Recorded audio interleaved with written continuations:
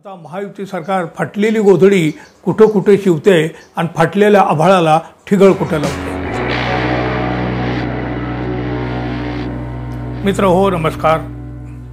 बघा, विधानसभेची निवडणूक जवळ आली तेव्हा महायुती सरकारनं काय काय केलं होतं। लोकसभेच्या निवडणुकीमध्ये जोरदार आपटी खाल्ल्यावर महायुती सरकारला जाग आली आणि विधानसभा निवडणूक डोळ्यासमोर ठेवून महायुती सरकारनं सरकारची तिजोरी म्हणजे तुमच्या आमच्या करानं भरलेली तिजोरी रिकामी करीत लोकांना आकर्षित करणाऱ्या फुकटच्या योजनाची खैरात सुरू केली, खिरापत वाटणं सुरू केलं। यात बघा विविध प्रकारच्या योजना होत्या जेणेकरून सगळ्या गटातल्या मतदारांना कसं खुश करता येईल हे पाहिलं गेलं होतं। अहो, राज्य सरकार आधीच कर्जबाजारी आहे, अशा योजनांमुळे महाराष्ट्र खूप मागं जाईल, विकास कामं रखडतील असं विरोधक सांगत राहिले। अर्थतज्ञ देखील हेच सांगत होते। अर्थात हे महायुती सरकारला कळत नव्हतं असं तर अजिबात नाही, पण त्यांना सरकारी पैसा म्हणजे तुमच्या आमच्या खिशातला पैसा उधळून लोकांना खुश करायचं होतं आणि विधानसभेची निवडणूक जिंकायची होती। महाराष्ट्राचं काय होईल याची तशी कोणालाच चिंता होती हो, त्याला आपल्या खुर्चीची आपल्या सत्तेची चिंता।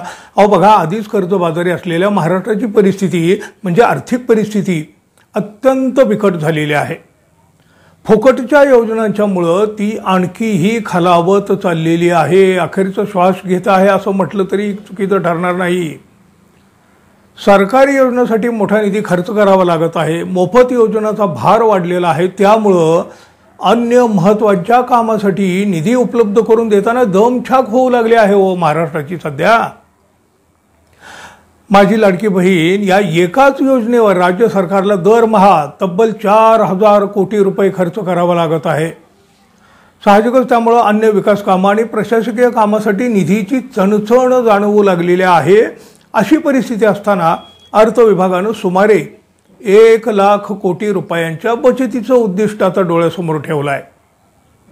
यासाठी सुरू असलेल्या मोफत योजनांचा आढावा घेऊन टप्प्याटप्प्यानं या योजना बंद करण्याचं लक्ष्य अर्थमंत्र्याकडूनच अर्थ विभागाच्या प्रमुख अधिकाऱ्यापुढे देखील ठेवण्यात आल्याची माहिती आहे। बघा, आज मितीला राज्य सरकारवर 7,82,000 कोटी रुपयांचं कर्ज आहे। कर्जाचे हप्ते तर द्यावे लागतात, क्रमप्राप्त आहे ते।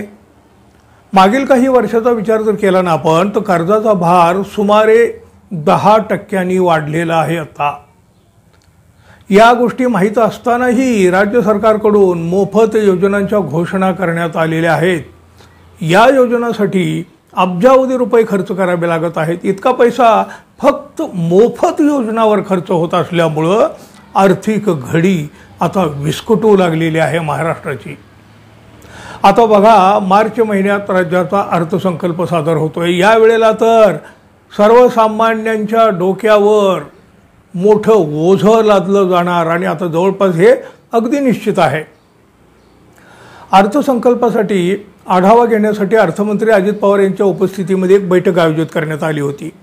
या बैठकीत राज्यावरील वाढत्या कर्जावर चिंता देखील व्यक्त करण्यात आली आहे।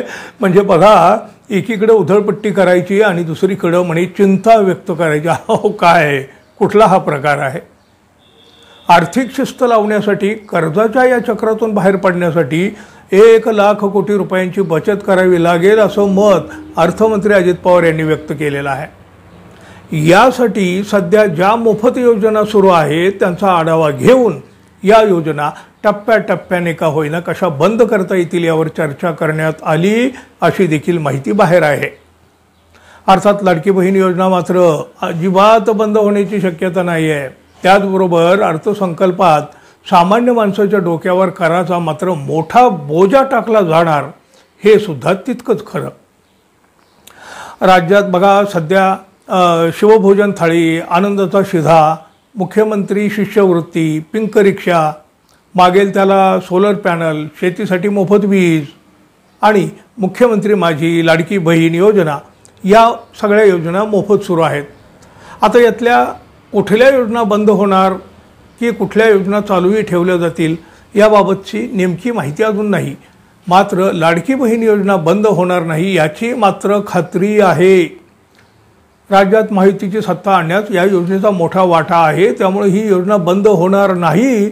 शिवाय महायुती सरकारवर जनतेचा प्रचंड रोष आणि हे सरकार कसं फसवं आहे हे त्यातून बाहेर येईल। त्यामुळे ती योजना बंद होणार नाही। बघा, पण म्हणजे अन्य ज्या काही योजना सध्याच्या आहेत त्यातल्यापैकी जी एक आहे ना अन्न मोफत योजना, ती मात्र बंद होण्याची शक्यता नाकारता येत नाही। हा आता काय हो, विधानसभा निवडणूक होऊन गेलेली आहे, पाहिजे तेवढं अपेक्षित यश मिळालेलं आहे। निवडणूक झाल्यावर या किंवा यातल्या काही योजना बंद केल्या जाणार आणि महाराष्ट्रातील जनतेची फसवणूक होणार असा अंदाज आधीपासून तर व्यक्त होत होता। नाही नाही म्हणत बघा आता तीच वेळ आलेली आहे। अहो, न्यायालयानं सुद्धा फुकटच्या योजनाबद्दल नापसंती व्यक्त केलेली आहे। अशा योजनांचा लोकांवर वाईट परिणाम होत आहे असं देखील न्यायालयानं मत व्यक्त केलं आहे। फुकटच्या योजनांची यांची म्हणजे सत्ता वगैरे सगळी आली, ह्या सगळ्या त्यांच्या कल्पना सत्यात उतरल्या किंवा त्यांच्या ज्या अपेक्षा होतं त्याप्रमाणे झालं। सत्ता आली ही खरं, पण महाराष्ट्राची दमछाक होऊ लागली आहे। त्याचं काय? अहो, एकीकडं महाराष्ट्राचा विकास ठप्प होण्याची भीती स्पष्ट आहे, तर दुसरीकडं सरकारची तिजोरी भरण्यासाठी सामान्य जनतेला मात्र भरडलं जाणार आहे। अखेर व्हायचं तेच झालं। ज्याची भीती होती तेच समोर येऊ लागलं। काही योजना तर बंद होणारच, पण आता नव्या वर्षापासून सामान्य माणसाची आर्थिक फरफट होणार हे तर अगदीच नक्की आहे। कुणाच्या खांद्यावर कोणाचं ओझं? अर्थात या प्रश्नाचं उत्तर आता फुकटच्या योजनाचा पुरस्कार करणाऱ्या मंडळींनी द्यावं म्हणजे झालं। पाहूया आता महायुती सरकार फाटलेली गोधडी कुठं कुठे शिवते आणि फाटलेल्या आभाळाला ठिगळ कुठं लावते। तोपर्यंत मित्रांनो, आपण अजून आपल्या चॅनलला सबस्क्राईब केलं नसेल तर कृपया सबस्क्राईब करा ही अपेक्षा आहे। धन्यवाद। पुन्हा भेटू, तोपर्यंत नमस्कार।